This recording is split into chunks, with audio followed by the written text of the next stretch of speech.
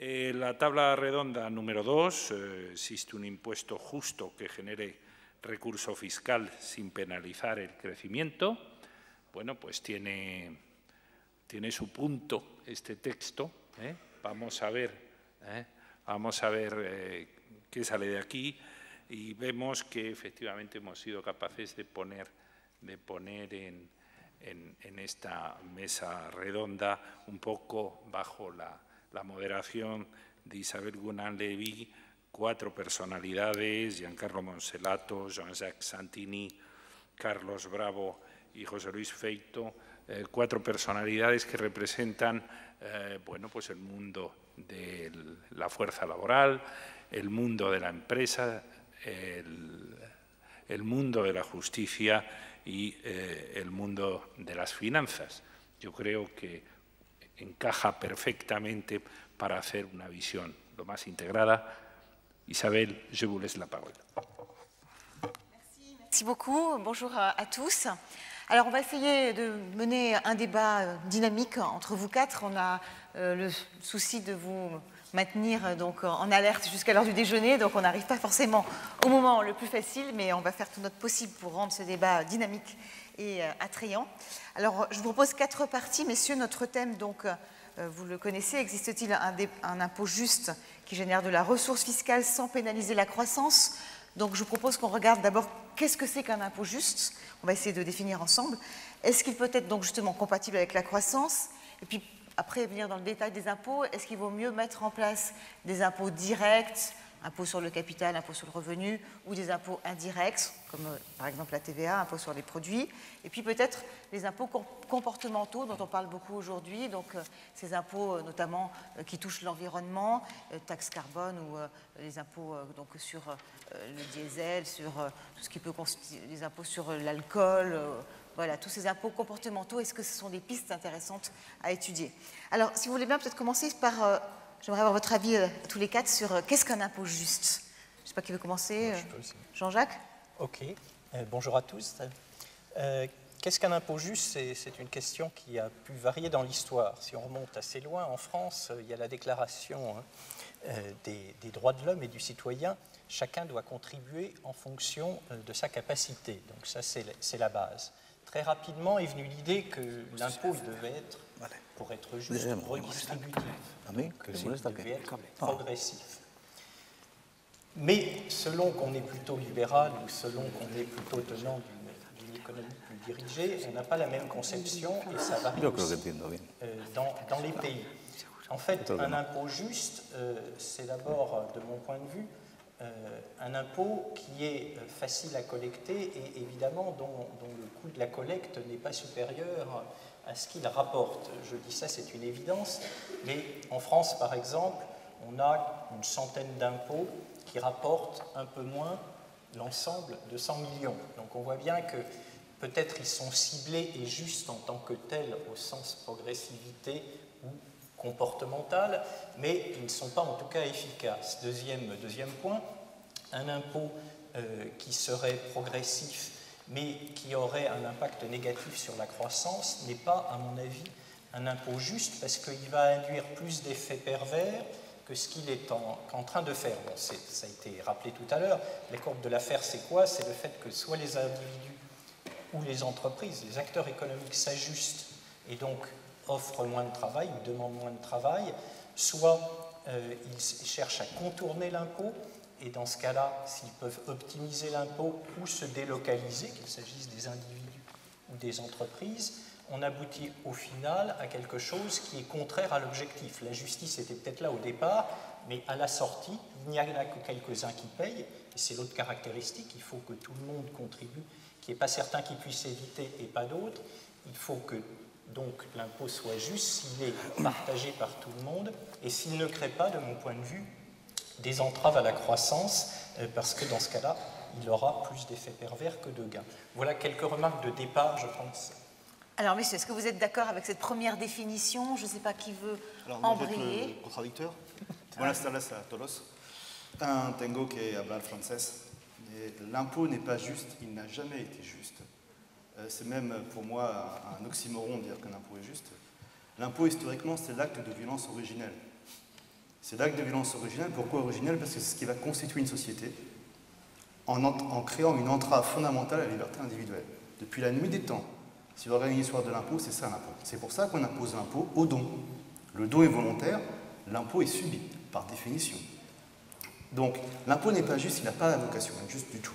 Il a une vocation, comme Jean-Jacques Santini l'a très bien expliqué, à être efficace, donc rentable. C'est-à-dire qu'il a une vocation de construire, par l'action publique, dont on espère, elle, qu'elle va être juste, une société, une infrastructure, qui va justifier l'entrave à la liberté individuelle en créant un monde collectif meilleur que celui que la liberté individuelle par l'anarchie aurait créé. C'est le côté redistributif de l'impôt, en fait. Alors, redistributif de l'impôt, mais avec une limite, parce que je prends un exemple que tout le monde peut comprendre, parce que si je rentre dans l'histoire de la fiscalité, ça va prendre du temps et c'est compliqué, mais un exemple que tout le monde peut comprendre.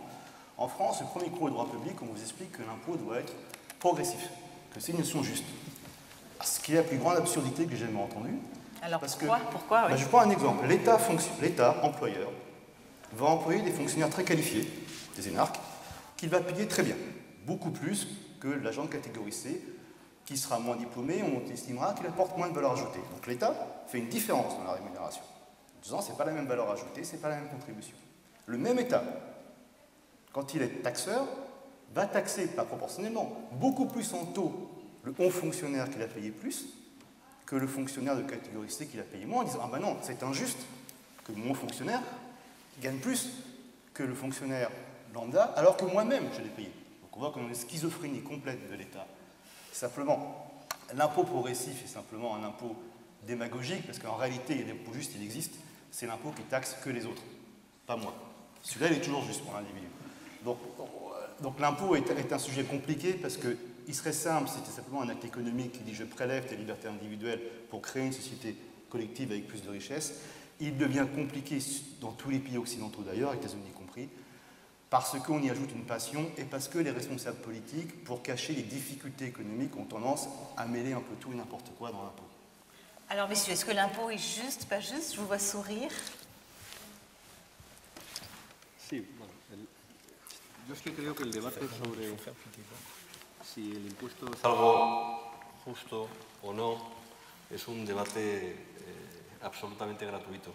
El impuesto es algo imprescindible en una vida en comunidad y en colectividad.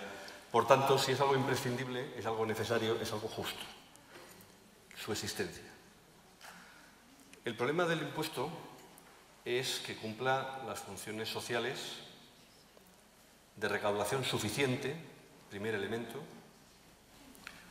de redistribución de riqueza, segundo elemento, de transparencia, saber cuánto tributamos cada uno y por qué, de equidad en la distribución de la carga y de rigor en el gasto público. Porque a mí me gustaría empezar por decir que cuando hablamos de impuestos no debemos hablar solo, que es la tendencia natural, no sé si del ser humano, pero desde luego del debate fiscal, hablar de lo que cada uno tiene que recaudar o de lo que uno tiene que aportar, sino que en el impuesto lo que tenemos que hablar es de dónde sacamos los recursos y a dónde los destinamos. Porque el sistema fiscal de un país es ambas cosas. Si el debate central es si el impuesto es justo en este momento inicial, como lo será después, si es compatible con el crecimiento, y si es más... Oui, c'est le thème d'après, oui. ¿Sí? ¿Se ha caído? ¿Se oye ahora? A ver, un poquito mejor, dale. A ver. Non, ça marche, ça marche. A ver, espera. ¿Hola? Ça marche. Se supone que funciona. On vous entend, je crois. Vale. ¿Sí? Sí, ¿Ahora ahora sí? ahora sí. Bien. Decía que el problema, por tanto, no es un... Podemos hacer un debate filosófico, pero cuando una herramienta es imprescindible en la sociedad, es justo, es útil y lo que determina la justicia o mayor es su efectividad, su suficiencia, su equidad, su transparencia y, por otra parte, a qué se dedica, con qué rigor se dedica el gasto y con qué objetivos. Alors, on va écouter notre dernier intervenant. Muy bien, yo estoy de acuerdo con todo lo que se ha dicho y en desacuerdo con casi todo lo que se ha dicho.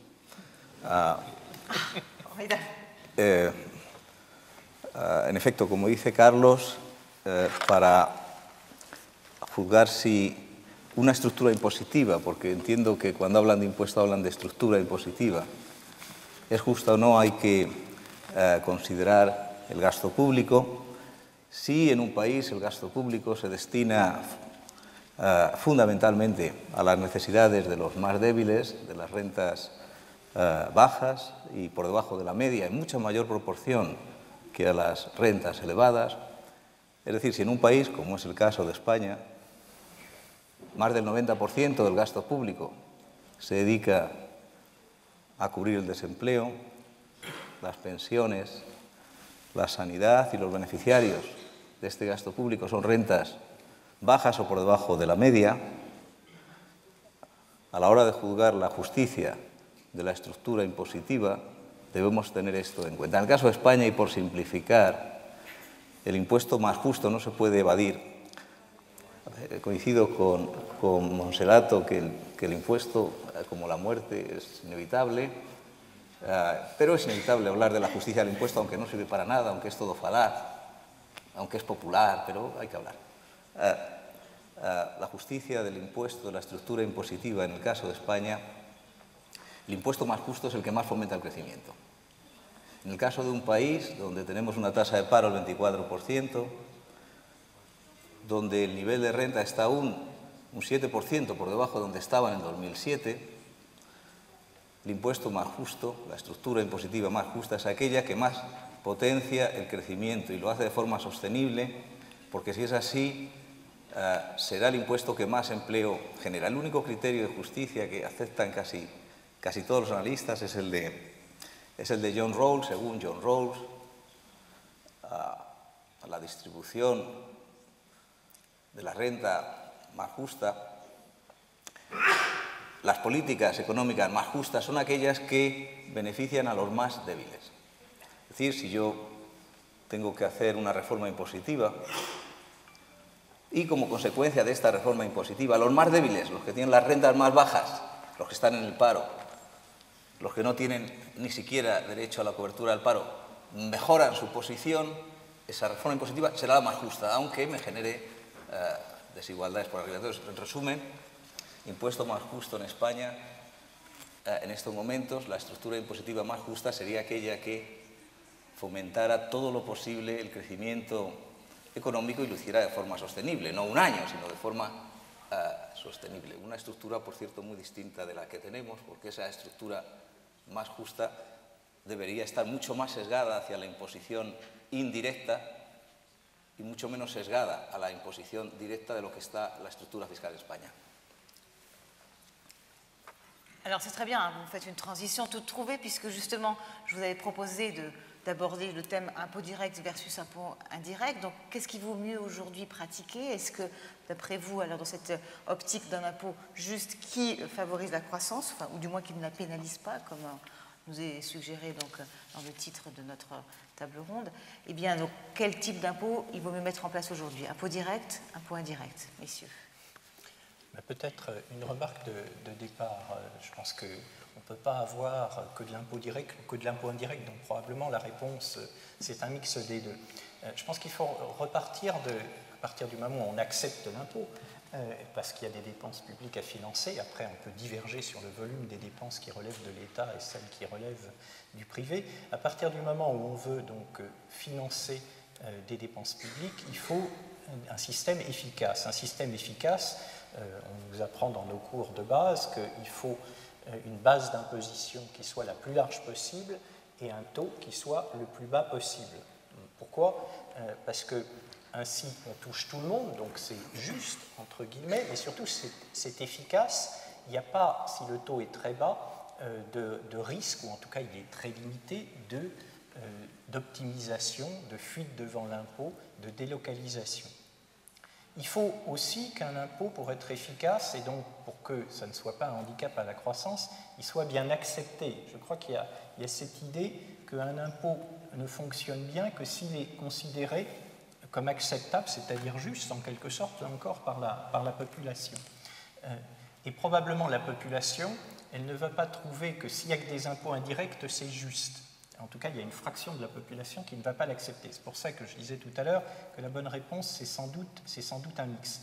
Après, bien sûr, quand on parle d'impôt direct ou progressif, c'est ça qu'on veut dire, ben là encore, il y a beaucoup de modalités de la progressivité entre un système dans lequel il y a 2 tranches ou 3 tranches, je ne sais pas, un peu fondé sur ce qui se passe aux États-Unis, ou un système à la française où on part de 0, puis on va à 5, puis 10, puis 15, puis 20, jusqu'à 45, voire des majorations certaines années quand on a besoin d'un peu plus de recettes. Ce 45 d'ailleurs étant un pur affichage, puisque la réalité c'est 45 plus la contribution sociale généralisée, plus la contribution pour le remboursement de la dette sociale, c'est-à-dire en fait plutôt un taux marginal de 60%.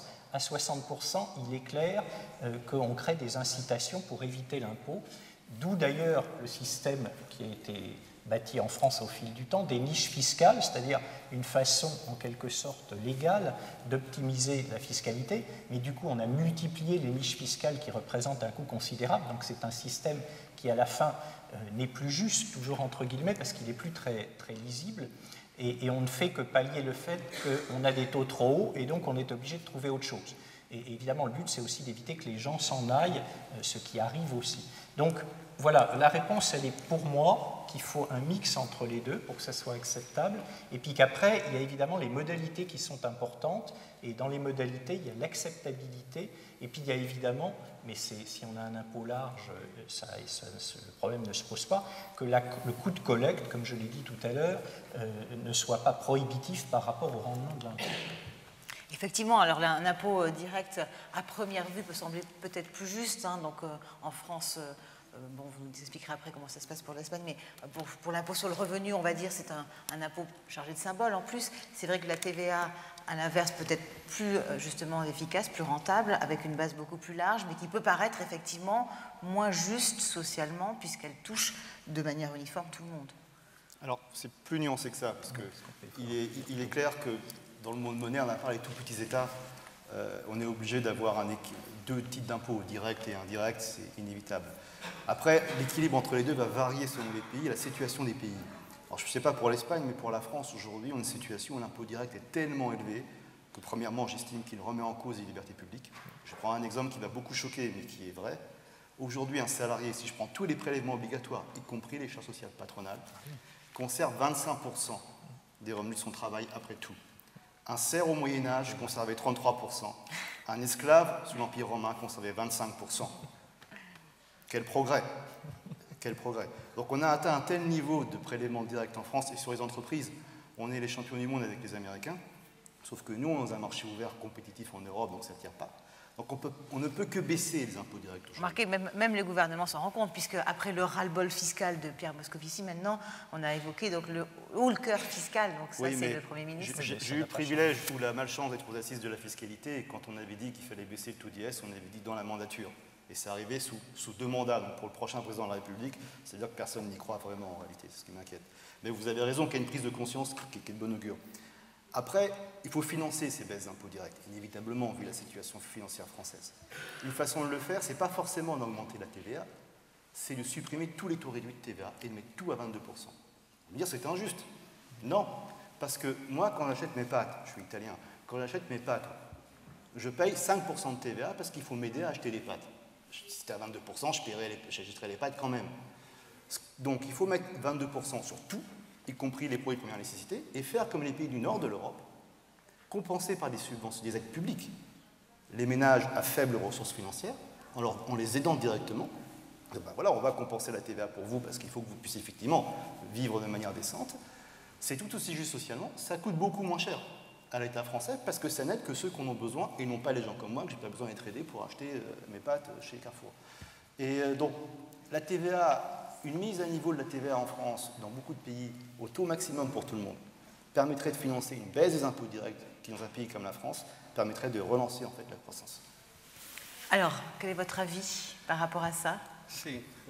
Impôt direct, indirect. Me gustaría empezar diciendo una cosa, y es que la existencia... ¿Ahora? ¿Sí? Oui. Ahora mejor. Bueno, digo que me gustaría empezar por decir una cosa. La existencia de una mayor o menor carga fiscal no determina el que haya mayor o menor crecimiento. Y esto hay experiencias internacionales. Pues cambiamos este. Voy a soltar porque ya demasiadas cosas en las manos.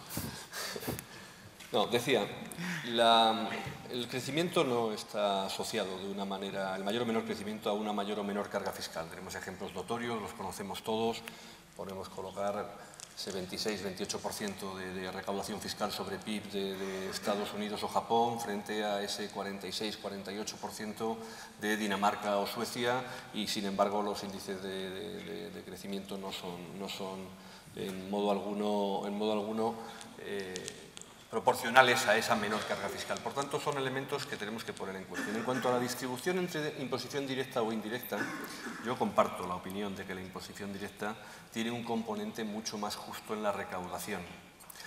Pero España tiene una estructura fiscal muy similar a la de la Unión Europea en la distribución entre impuestos directos o indirectos.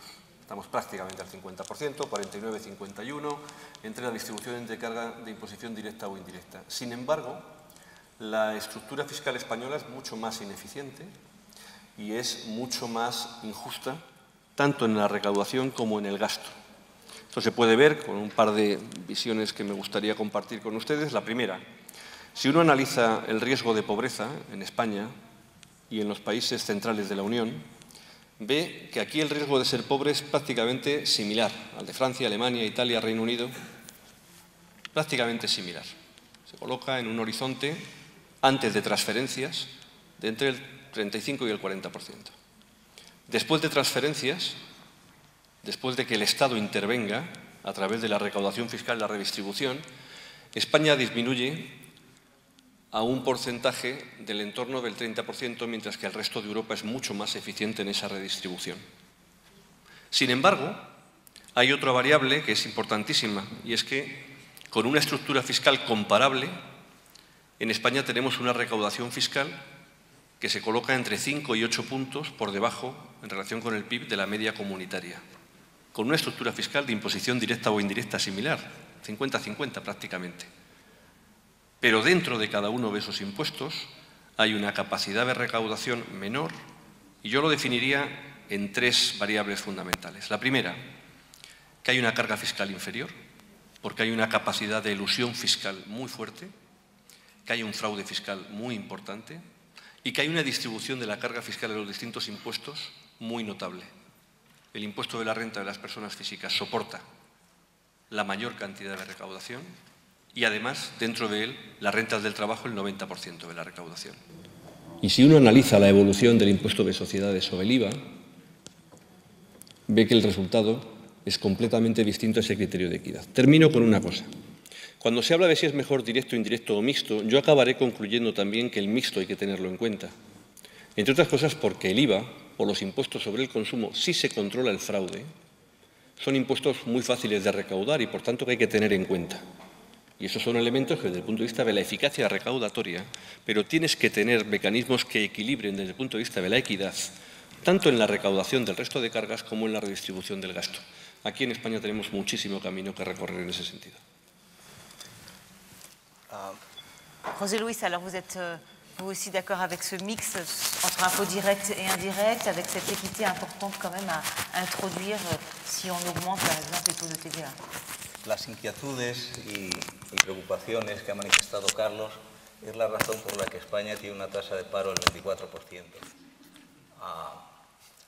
Y la seguiremos teniendo mientras la imposición directa represente una proporción tan elevada de nuestros ingresos fiscales. Es verdad que nuestra estructura en teoría es similar a la de la Unión Europea, pero en la práctica es muy diferente. El porcentaje de nuestros recursos fiscales que proceden de la imposición directa era muy elevado, casi 5 puntos por encima de la media europea. Si comparamos el porcentaje de nuestros ingresos fiscales que proceden de impuestos indirectos con lo que sucede en países donde la carga fiscal es muy elevada, los países escandinavos, nos encontramos con diferencias abismales. En estos países, poco más del 50% procede de la imposición directa. La carga fiscal directa en los países escandinavos no es mayor que la carga fiscal directa en los países europeos o en Estados Unidos. Estados Unidos tiene una estructura fiscal muy ineficiente, porque el peso de la imposición directa en los recursos fiscales totales es muy elevado. La razón por la cual los países escandinavos han conseguido financiar su nivel de bienestar es porque tiene una imposición directa relativamente muy baja, absolutamente baja, sobre el ahorro y sobre las rentas empresariales, cero en algunos casos sobre el trabajo, como es el caso de Dinamarca. El problema de España es que tenemos un peso excesivo de los impuestos indirectos, por eso no se recauda, porque son excesivos. Los marginales españoles son iguales o superiores a los otros países, pero sobre todo para concentrarme en lo que a mí me parece más necesario en nuestro país para estimular el crecimiento y sobre todo el crecimiento del empleo. Tenemos un peso de las recaudaciones por seguridad social en el total de ingresos fiscales que en este momento es el mayor del mundo, en porcentaje.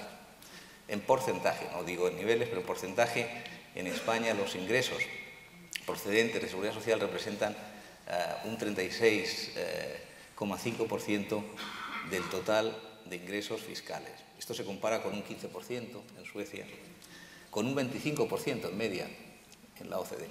Y el problema de tener unas cuotas sociales que para nuestro nivel de desarrollo de renta per cápita es tan elevado, es que cuando viene una crisis, este país pierde 6 puntos de PIB de recaudación, cosa que no ocurre en ningún otro país. Es decir, España es un país que recauda ahora menos de lo que recaudaba en el año 2007 y que entre el año 2007 y el año 2011 pierde 6 puntos de PIB de recaudación, fundamentalmente por el hundimiento del empleo. Es verdad que el hundimiento del empleo no se debe solo a cuotas de la seguridad social muy elevadas, se debe a una ineficiencia brutal del mercado de trabajo que está en vías de corregirse, pero los niveles tan elevados de cuotas de la seguridad social son una de las razones por la cual en España los ingresos fiscales se hunden más que en otros países cuando hay una crisis y suben más que en otros países cuando hay una recuperación. En resumen, en mi opinión, la estructura fiscal que tenemos en España es muy negativa para el crecimiento económico y sobre todo para el crecimiento del empleo. Hemos empezado a subir indirectos muy recientemente, pero nuestra estructura de IVA no tiene nada que ver con la de otros países. El IVA máximo en España apenas recauda el 50% de los ingresos, porque hay muchos bienes exentos. Por tanto, en España la imposición indirecta normativamente y prácticamente tiene niveles muy inferiores a la media europea. No estamos en el modelo de la media europea. ¿Vous voulez compléter? Oui, bien sûr. Sí, me gustaría compartir con ustedes algún elemento complementario al que planteaba José Luis, sin entrar en juicios de valor acerca de cuáles son las causas del desempleo estructural en España, que tengo una opinión algo distinta. Miren, claro, cuando uno calcula, cuando José Luis dice que un tercio largo de los ingresos fiscales en España son cotizaciones sociales, es verdad, por la misma razón por la que yo les decía antes, que en España los ingresos fiscales son entre 5 y 8 puntos inferiores a la media comunitaria. El problema no está en el peso de las cotizaciones sociales, que es uno de los mantras que se repiten.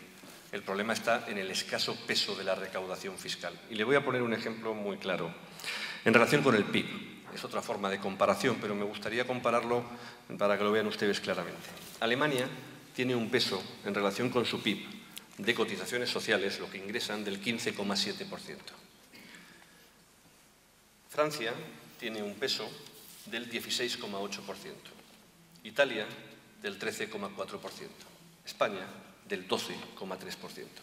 Ese es el peso de las cotizaciones sociales en relación con el PIB.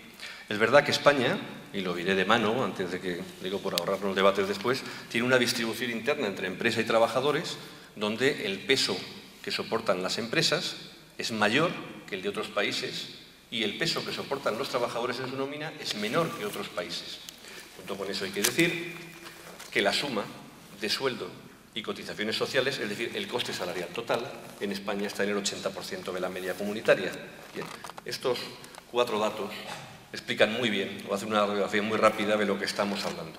No es verdad que las cotizaciones sociales en España resten competitividad. La competitividad en España tiene dificultades por motivos bien distintos, pero los costes salariales no lo han sido, aunque sea la fórmula que se ha utilizado para ganar competitividad en estos últimos años, con un notable impacto social que espero podamos empezar a corregir. Et ça, évidemment, ce n'est pas le cas de la France, où là, pour le coup du travail est vraiment très lourd aujourd'hui. Là, je pense qu'il y a consensus, oui. Voilà, là, il y a consensus, il n'y a pas débat. Vous êtes d'accord. Alors, on avait dit qu'on aborderait le thème des impôts, on va dire, plus comportementaux. Est-ce que ces impôts-là, peut-être, sont plus justes, hein? Je pollue, je paye. Voilà, je bois, je paye. Est-ce que ce sont des impôts qui sont peut-être une source de développement importante, même si ces impôts, finalement, sont peut-être alors eux aussi biodégradables, parce que je pollue plus, je paye plus. Donc ça, c'est un petit peu, ils sont limités dans le temps. Oui, qui veut démarrer là-dessus? Quelques remarques de départ. Sur le premier point, est-ce que c'est plus juste ou moins juste? Je dirais que ça dépend de l'impôt, mais prenons un exemple bien connu en France qui est la taxe sur les carburants, un exemple qui est pratiqué partout, mais en France, il est pratiqué de façon assez massive, comme on le voit dans le prix de l'essence. Est-ce que c'est juste? Ça fait payer le consommateur automobile. Ça veut donc dire que pour le riche, c'est indifférent, et pour le pauvre, ça l'oblige à changer son comportement. Au sens français du terme, ça n'est pas juste, c'est-à-dire au sens équité entre les différentes catégories de population. Est-ce que ça aboutit à des effets? Ça, c'est la deuxième chose. Est-ce qu'un impôt comportemental est efficace? Ça dépend. Est-ce que les Français roulent moins? Sans doute, oui, parce que au prix actuel de l'essence, les catégories les plus défavorisées ont réduit leur budget. Ça n'est pas massif non plus.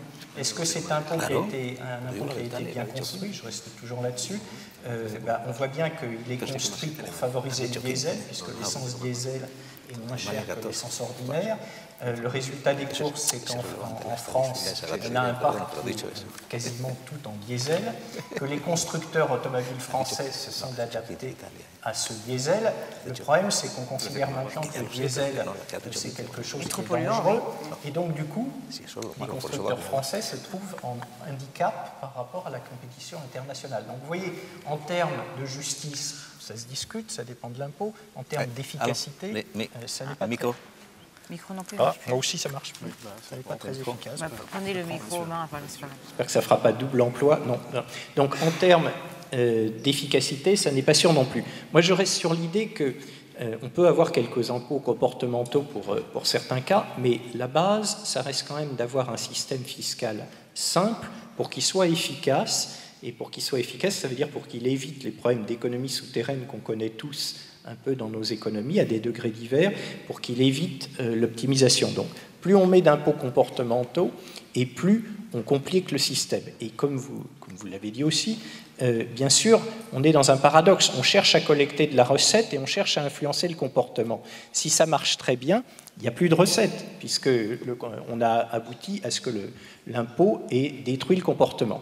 Un autre exemple qu'on peut trouver dans le domaine financier, on discute aujourd'hui de taxes sur les transactions financières entre une coopération réduite à 11 pays. Bon. Moi, je pense que la taxe sur les transactions financières, c'est une très bonne idée si c'était mondial, ou en tout cas dans un ensemble très large.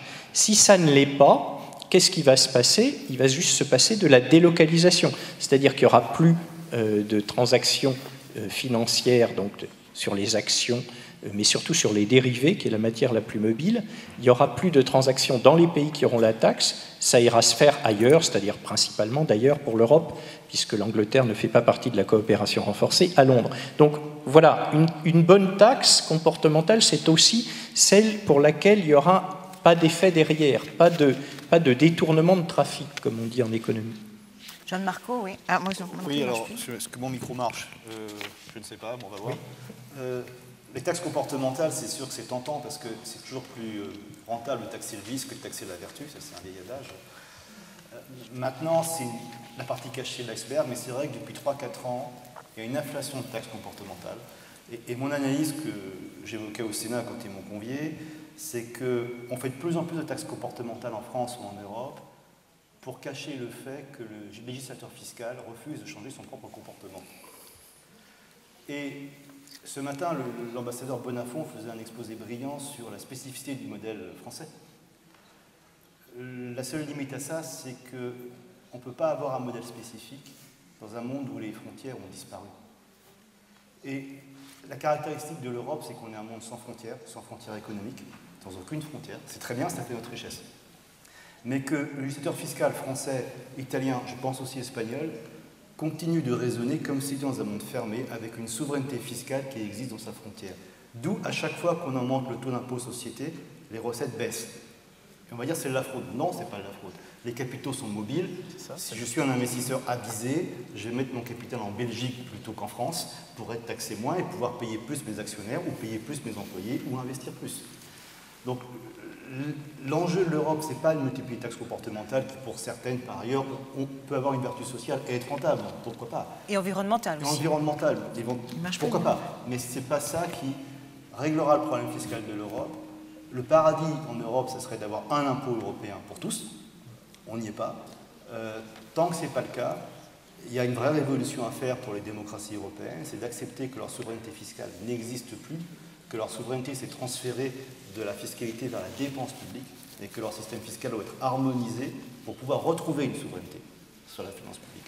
Et c'est ça qui est un sujet difficile. Et pour ne pas aborder ce sujet, on fait une taxe sur les sodas, on fait une taxe sur les transactions financières, sur l'huile de palme, qui ne rapporteront rien de toute façon, qui feront juste de la communication, mais qui ne régleront pas le problème de fond. Alors toujours sur ce thème donc, des taxes comportementales, José, Carlos? Sí, ¿permite? Pues yo tengo alguna diferencia, creo, pero un nivel de coincidencia básico con lo que se ha planteado. Yo creo que tienen recorrido, tienen posibilidades de jugar un papel. Creo que es un papel siempre marginal. Creo que la estructura fiscal no está sobre los impuestos que tienen como objetivo modificar el comportamiento de las personas en el sentido que deseamos. Creo, no obstante, que son útiles en una medida ajustada, especialmente los medioambientales. Tengo alguna duda sobre que el nivel que han alcanzado los de carburantes esté en un nivel óptimo. Es muy fácil. Volvemos siempre a que la facilidad en la recaudación acaba condicionando la estructura fiscal de un país. Pero estoy de acuerdo en que la estructura fiscal tiene que ver fundamentalmente sobre otros pilares. Es más el debate que teníamos antes de inversión directa o indirecta. No obstante, dicho esto, en porcentajes muy pequeños, porque el peso que tienen relativo este tipo de impuestos sobre los comportamientos, en España estamos en la mitad de lo que se utiliza en la Unión Europea, pero tanto en España como en la Unión Europea estamos en porcentajes muy pequeños sobre el total de la recaudación fiscal. Lo que sí me gustaría es llamar la atención sobre otra cosa, porque decía Gianmarco algo que es verdad, y es que el capital se puede mover, entre otras cosas porque nos dotamos de reglas para que se mueva muy sencillas y, sin embargo, las tenemos mucho menos sencillas para otras cosas. Se ha demostrado con la crisis financiera o con ese sistema fiscal que deberíamos tener en Europa y no tenemos. Pero hablemos de comportamientos también. ¿Cómo es posible que en ese mundo tan global, en el que el capital se puede mover tan fácilmente y, sin embargo, no otros elementos, tengamos en el ámbito de la Unión Europea, por no hablar del resto del mundo, países, zonas que son en sí mismos zonas de exclusión de obligaciones fiscales y que permiten que muchas personas, que muchas fortunas, que muchos patrimonios eludan obligaciones fiscales?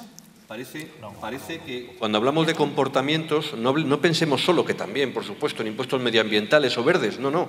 Hablemos de qué estructura fiscal permitimos en nuestro propio territorio. Ya si queremos salir del territorio europeo, pues es tremendo, ¿no? Estoy sorprendido, pero estoy totalmente de acuerdo con lo que ha dicho Carlos y, bueno, lógicamente, con los comentarios en este sentido que habían hecho antes Gianmarco y Jean-Jacques. Es verdad, yo creo que hay que explorar cualquier posibilidad de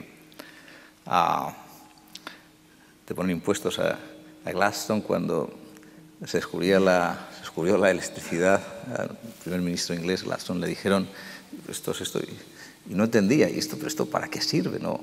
Y entonces le dijeron, pero podrá ponerle impuestos, esto podrá tributarlo, y entonces se desarrolló la electricidad muy rápidamente, ¿no? Es decir, en cuanto se puede poner un impuesto se pondrá, pero yo creo que los ingresos que pueden proceder de cualquier cambio concebible en la tributación medioambiental, ese tipo de impuestos absurdos, demagógicos, populistas, sobre depósitos y demás propuestas absurdas que morirán cuando pase la fiebre, que no generarán recursos adicionales significativos, ni tampoco, que estoy totalmente de acuerdo, que hay que cerrar cualquier posibilidad de elusión consentida de bases fiscales. Yo creo que la movilidad del capital es sagrada, es muy productiva, es inevitable, no tiene sentido controlarlo, pero evidentemente no debe haber en ningún caso no dentro de la Unión Europea, sino no tiene sentido que la Unión Europea se cierre una puerta y que se abra al lado. Pero de nuevo, los ingresos que se conseguirían cerrando, por decirlo así, bloqueando, eliminando, mandando al averno a los paraísos fiscales, tampoco cambian el debate. El debate fundamental y serio es tenemos un gasto público muy elevado y está creciendo y va a crecer mucho más con el envejecimiento. Y eso no se puede financiar con la estructura impositiva que tenemos. Y no tiene sentido pensar que hay ineficiencias, hay loopholes, hay que cerrarlo, pero eso no nos va a aumentar tampoco la recaudación. Y entonces hay que plantearse, para mí esa es la cuestión esencial, en el caso de España, cambios significativos en la distribución de la carga impositiva entre impuestos directos e indirectos. Y de nuevo pienso que la tributación del trabajo en este país es esencial, porque aunque fuera verdad, yo no lo comparto, pero aunque, como dice Carlos, fuera verdad que pudiéramos tener una carga equivalente a la de otros países, cuando un país tiene un 20% de paro, vamos a quitarle lo que uno pueda pensar que es economía sumergida, un 20% de paro, esto hay que absorberlo rápidamente, hay que incurrir en cualquier medida que pueda acelerar la eliminación de esta bolsa y de este despilfarro de recursos. Y nadie puede negar que reducir la tributación del trabajo, incluso aunque se admitiera que está en línea con otros países. Bien, y luego hay otra historia muy importante. La carga fiscal directa es un obstáculo para el crecimiento económico. Las variaciones marginales. Desde el año 1995 hasta la actualidad, esto aparece en el último informe de la OCDE, los países escandinavos han bajado la tributación significativamente. Han bajado. Entonces, la clave no es el nivel, es las variaciones. Porque es verdad que hay países, los escandinavos, que por cierto ya quedan menos países escandinavos, hay uno que se lo ha llevado una crisis financiera por debajo de la tierra. Islandia, por cierto, uno de los países que más subió. Finlandia, en fin, los modelos escandinavos. Pero, insisto, desde el año 95 han bajado la tributación en Islandia. ¿Y qué países han subido desde el 95 hasta la fecha? Francia. El crecimiento de Francia, bueno, no voy a decir lo que pienso aquí. Sí, allez-y. Claro, sí. Sí, justement. Bueno, hombre, es evidente que no he conocido ningún francés, ninguno, ni siquiera de la izquierda, que diga que es un sinsentido. Los impuestos, es absurdo, no tiene sentido, con eso no se puede crecer. Es absurdo. Y, en efecto, tienen tanta seguridad social como nosotros, tienen unas cargas similares o mayores. Las empresas no, como muy bien dice Carlos. Bueno, no quiero hablar de Francia, bastante problema tengo yo con España. Italia es el otro país. ¿Cómo puede Italia vivir con esa presión fiscal? Bueno, pues no viviendo. Alemania ha reducido. Entonces, cuidado, esto de que aquí no pasa nada, que cualquier nivel de impuestos vale, que cualquier nivel de gasto público vale, no. Y luego está el problema de la dinámica. En España, por ejemplo, tenemos una dinámica muy positiva a corto plazo de ingresos y de gastos. De la misma manera que se desplomaron excesivamente los ingresos y crecieron excesivamente los gastos por esta dependencia cíclica de la imposición directa, ahora, con el crecimiento, vamos a tener más ingresos de los que habíamos pensado y menos gastos de los que habíamos pensado. Y esto va a dar margen a corto plazo para rehuir la realidad. Pero a medio plazo la tendencia a envejecimiento en España es descomunal. En menos de 10 años los gastos en seguridad social han aumentado un 25%. En menos de 10 años. En fin, en definitiva, la discusión fundamental es ¿qué hacemos con los impuestos directos? ¿Qué hacemos con los impuestos indirectos? Y está muy interesante el resto de figuras, pero por ahí no hay soluciones. Carlos, vous vouliez compléter les propos de José. Je crois que Jean-Jacques, vous vouliez aussi intervenir sur le thème donc, de la liberté des capitaux. Et puis après, comme le temps passe, je vous demanderai un mot de conclusion à chacun. No, muy brevemente, por tocar un asunto que me parece clave que ha tocado José Luis, el envejecimiento, y por situar las cosas en sus términos, donde creo que están. España es un país más joven que la media de la Unión Europea. Es más joven que Francia, es más joven que Alemania. De aquí a 2040, España, las previsiones oficiales, dicen que va a perder una parte de su población, pero en mucha menor proporción que la que va a perder Alemania, por ejemplo. Esto explica muchas cosas también de las que están pasando en Europa. Pero la razón es muy sencilla y muy fácil de entender. La guerra europea, la guerra mundial, fue posterior a la guerra española, pero la recuperación económica en Europa fue anterior a la recuperación española. En Europa se empezó a crecer poco después del fin de la Segunda Guerra Mundial y en España tardamos en crecer 20 años desde que finalizó la Guerra Española. Eso demuestra, eso es la causa de que nuestro baby boom no empiece a jubilarse hasta dentro de 8 o 10 años y el baby boom europeo esté ya en la jubilación.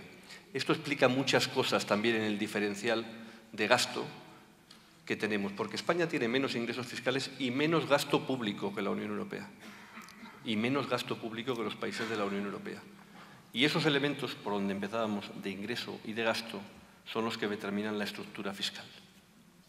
Bien sûr. Jean-Jacques, donc vous vouliez revenir, je crois, un instant sur ce thème de la liberté des capitaux, et puis ensuite, donc, on va conclure cette table ronde.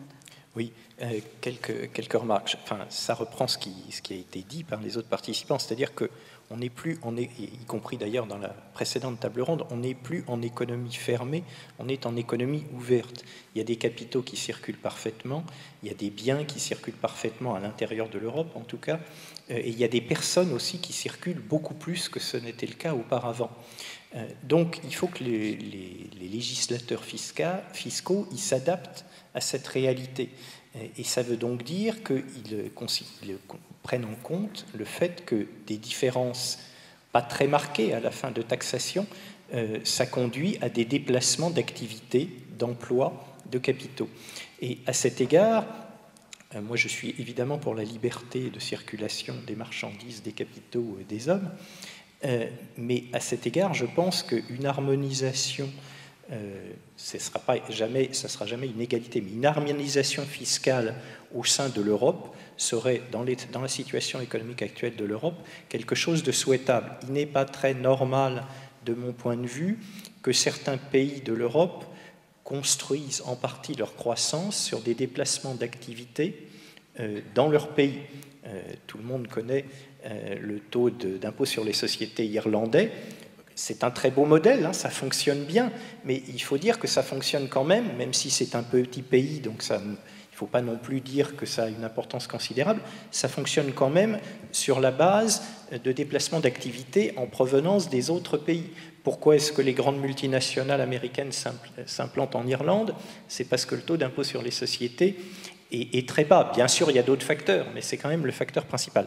Donc, de mon point de vue, une certaine harmonisation européenne serait souhaitable si on voulait éviter des mouvements erratiques. Deuxième chose, je pense qu'il faut faire très attention, on ne l'a pas dit jusqu'ici, à une certaine stabilité des règles fiscales. Si on change, ça arrive dans plusieurs pays européens, tout le temps les règles, ça ne crée pas les conditions, je reviens à ce qui était dit tout à l'heure, pour qu'il y ait de l'investissement.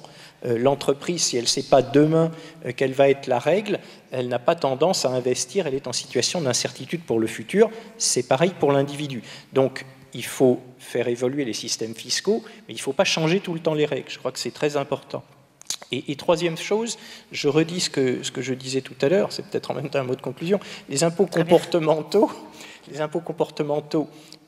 moi, personnellement, je pense que ça doit être très limité parce que, encore une fois, plus on complexifie le système et plus on aboutit à des résultats pervers. On n'a d'ailleurs pas réglé le problème par le seuil, on l'a réglé en baissant le taux très bas, ce qui fait que plus personne ne s'y intéresse, puisqu'il faut rappeler que ce taux, il est fixé réglementairement, ça n'est pas un taux de marché. Ça devrait l'être, mais en fait, c'est le gouvernement qui décide. Voilà.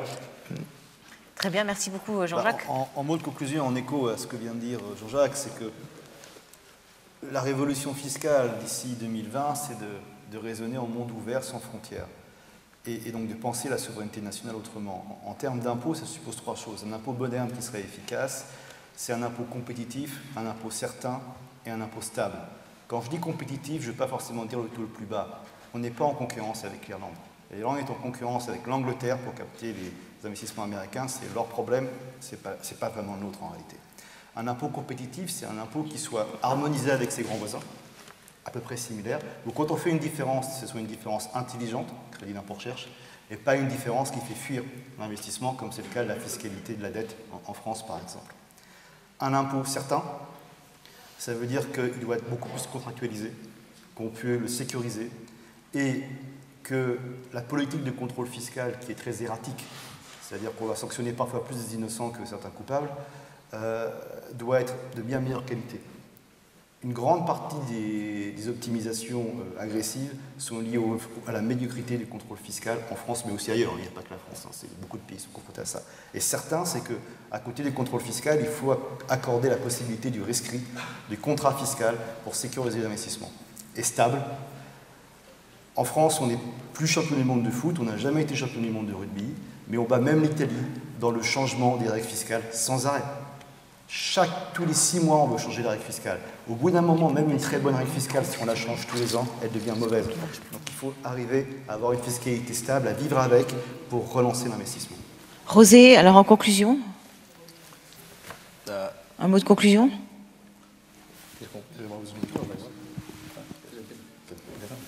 Ah, sí, a mí se me oye bien. ¿Se oye? Sí. Hemos estado hablando inevitablemente en términos comparativos.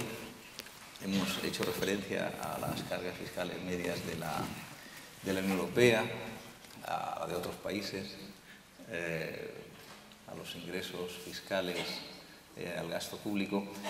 Con esto hay que ser cuidadoso. España tiene un gasto público que es inferior a la media europea porque no ha sido capaz, por imposibilidad económica, de generar el mismo nivel de ingresos fiscales que esos países, porque España se han elevado los impuestos demasiado rápido, demasiado intensamente, y porque el esfuerzo fiscal per cápita de España, teniendo en cuenta nuestra renta per cápita, es casi igual al de Francia. Es casi igual de Francia. Y esto hay que tenerlo en cuenta a la hora de hablar de armonización fiscal. Si se armoniza fiscalmente Europa, yo tendré una posición en el escalafón de renta per cápita congelada. Congelada. Si yo me subo al nivel de Francia, los impuestos, me hundo y de por vida seguiré teniendo una renta per cápita que es equivalente al 80% de la francesa, aunque están haciendo lo imposible en Francia para... Si Francia sigue así en 10 años, pero me tienen que dar 10 años. Me tienen que dar 10 años para que la renta per cápita, mi esfuerzo fiscal per cápita sea similar. Y entonces sí, hacerlo de otra manera es absurdo. Insisto, los esfuerzos fiscales per cápita que se están haciendo en España son descomunales. Entre el año 75 y 95, el país de Europa que más subió los impuestos fue España. Eso no fue ajena a la crisis de aquellos años, a la primera bolsa de paro que se creó en este país. Entre el año 95 y el comienzo de la crisis, el país donde los impuestos no suben o bajan es España, y eso explica el crecimiento espectacular de esos años. Términos de variación. Pero tenemos en España unos niveles impositivos que en proporción a nuestra renta per cápita son igual o más elevados cuando se corrige por renta per cápita que lo de los países de nuestro entorno. Carlos. Bueno, no, en todo caso me gustaría, en primer lugar, es cierto, comparto con José Luis, somos el país que más hemos crecido en presión fiscal desde el final de la dictadura hasta la democracia. Y aún así estamos hasta la democracia 30 años después, pero porque es que los ingresos fiscales en la dictadura eran inexistentes, es que no había estructura fiscal en España. Por eso se decía. Pero bueno, en fin, y la distribución de la renta, pues no les voy a hablar a ustedes porque sería largo de entretenernos. Creo, por irme a la conclusión que nos pedía la moderadora, voy a empezar por hacer una afirmación. En mi opinión, el gasto público tiene que ser riguroso, austero, eficaz, transparente. O sea, creo que no hay gasto público que no reúna esas condiciones que sea defendible. Y, por tanto, todos los países tenemos que mirar una eficiencia, una austeridad y un rigor en el gasto público al máximo nivel. Pero dicho esto, para empezar por el final, y por tanto no defender un modelo de gasto inútil, que como se comentaba en alguna ocasión en la propia mesa anterior. Nosotros necesitamos una estructura, nosotros digo Europa, una estructura, y comparto completamente la intervención que antes estaban planteando Jean-Marco y Jean-Jacques también, una estructura más homogénea. Estoy de acuerdo en que la tendencia debe ser progresiva y tiene que atender a la realidad de cada país, pero necesitamos una estructura más homogénea donde no se permita la picaresca en la competencia, donde no se permita que existan reglas, donde puede haber un comportamiento estratégico por parte de grandes empresas o de personas físicas o jurídicas, y eso significa que tenemos que ir a una armonización fiscal en Europa, sabiendo que no partimos de los mismos sitios y por tanto que hay que hacerlo en un proceso coherente y compatible con la necesidad de fomentar el crecimiento. Y el crecimiento en países como España, y termino con este ejemplo, tiene mucho que ver con nuestra demanda interna. Y el crecimiento en toda Europa tiene que ver con la demanda interna de la población envejecida y, por tanto, con los sistemas de protección social. Nosotros tenemos en España 13,5 millones de personas cobrando algún tipo de prestación pública, desde las pensiones contributivas, no contributivas, protección al desempleo, subsidios, rentas mínimas, 13,5 millones de personas sobre una población de 47 millones. Si no atendemos adecuadamente a esas personas, la demanda interna en nuestro país sufrirá mucho más, porque todo el mundo sabe que un gasto bien dirigido en atender a las personas va directo a consumo y, por tanto, tiene también un efecto dinamizador de la demanda interna. Ningún gasto ineficiente, pero tenemos que tener el gasto suficiente para lo que necesitamos, los ingresos suficientes también. Merci beaucoup à tous nos intervenants. Merci de les applaudir. Mira, si le das eso...